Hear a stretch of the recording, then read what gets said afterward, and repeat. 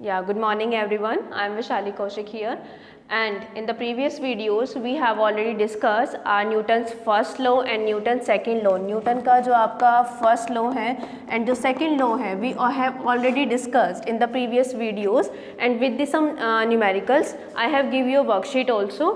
Now today in this video we will discuss Newton's third law. What is Newton's third law actually? You can see this and आपको ये चीज़ जो है as it is low और ये example आपको as it is note करना है आपकी नोटबुक में, ठीक है.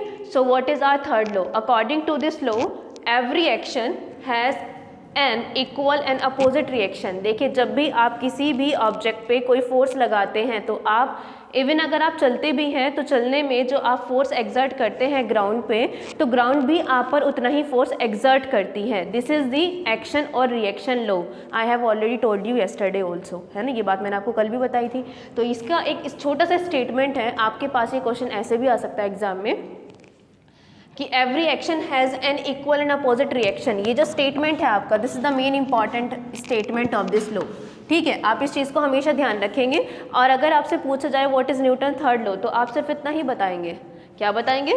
Every action has an equal and opposite reaction. आप ये चीज़ बताएंगे कहाँ पर? जब भी आपसे पूछा जाएगा, ठीक है. तो ये स्टेटमेंट हुआ. अब इसको एक्सप्लेन कैसे करेंगे? तो मैंने आपसे कहा कि जब आप इवन वॉक करते हैं तो वॉक करते हुए आप ग्राउंड पे क्या लगा रहे हैं? एक फोर्स लगा रहे हैं. तो इसके अपोजिट डायरेक्शन में ग्राउंड भी आप पर क्या लगाती है? फोर्स लगाती है और आपको आगे की तरफ पुश करती है ताकि आप आगे की तरफ चल पाएँ, ठीक है. यही हमने यहाँ पर लिखा है, व्हेन वी वॉक, जब हम चलते हैं, we actually push the ground, हम क्या करते हैं? ग्राउंड को पुश करते हैं, ठीक है.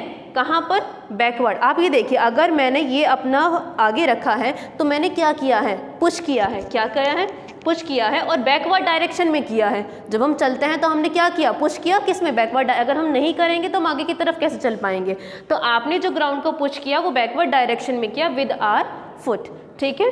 This is an of yours. ये आपका क्या हुआ? एक्शन. ये आपने एक्शन किया और force exerted by us, force exerted by us on the ground. ये एक्शन की फॉर्म में हमने फोर्स एक्सर्ट किया ग्राउंड पे. In turn ground exert, in turn that means opposite direction में. जब हमने फोर्स लगाया ग्राउंड पे तो अब ग्राउंड लगाएगी फोर्स हम पे. तो exert N opposite reaction on us, exert N opposite reaction on us. वो हमारे ऊपर क्या लगाती है? अपोजिट रिएक्शन हमारे ऊपर करती है, रिएक्शन लगाती है एंड पुश्ड अस फॉरवर्ड. और हमें कहाँ कर देती है? हमें आगे की तरफ पुश करती है. हम ग्राउंड को पुश करते हैं बैकवर्ड डायरेक्शन में, लेकिन ग्राउंड हमें फिर पुश करती है आगे की डायरेक्शन में, क्योंकि तो हम तो फॉरवर्ड डायरेक्शन में चलना चाहते हैं ना. तो आपका जो एक्शन था वो बैकवर्ड डायरेक्शन में था और जो ग्राउंड ने आपके ऊपर एक्शन किया वो फॉरवर्ड डायरेक्शन में किया. तो आई होप ये जो टॉपिक है वो क्लियर हुआ होगा. आपसे भी पूछी जा रही है ये चीज़. तो ये न्यूटन्स थर्ड लॉ था. एक एग्जांपल भी हमने इसमें डिस्कस कर लिया. इसमें एक और एग्जांपल आप लोग ले सकते हैं. स्विमिंग भी सब जानते हैं. कोई भी स्विमर मान लीजिए, ये आपका क्या है? सपोज कर लीजिए, हम मान लेते हैं ये कौन है? ये स्विमर है, ठीक है. और यहाँ पर क्या है? Don't laugh.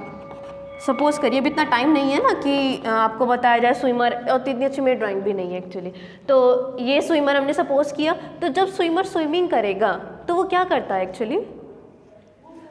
वो फोर्स लगाएगा. नहीं, फोर्स, एक मिनट, अगर वो फोर्स भी नहीं लगा रहा है, पहली बात आप ये सुन लीजिए, स्विमिंग करते हुए उसने वाटर को क्या किया? बैकवर्ड डायरेक्शन में. वो वाटर को कहाँ पे लेके चला गया? उसने एक्शन दिखाया. वाटर को वो कहाँ पर लेके गया? बैकवर्ड डायरेक्शन में. वो कहाँ पे लेके गया? बैकवर्ड डायरेक्शन में. किसको? वाटर को. तो जब ज़्यादा वाटर पीछे की तरफ आ गया तो ये जो बैकवर्ड वाटर है ये इस पर क्या लगाएगा? फॉरवर्ड डायरेक्शन में फोर्स लगाएगा. This is your action and this is the reaction of the water. तब आप स्विमिंग कर पाते हैं. आ रही है ये बात समझ में? स्विमिंग करने के लिए स्विमर ने क्या किया? बैकवर्ड डायरेक्शन में वाटर को पुश किया. This is the action. And what is reaction?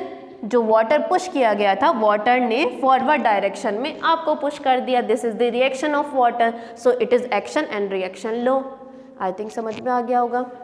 Okay, thank you very much.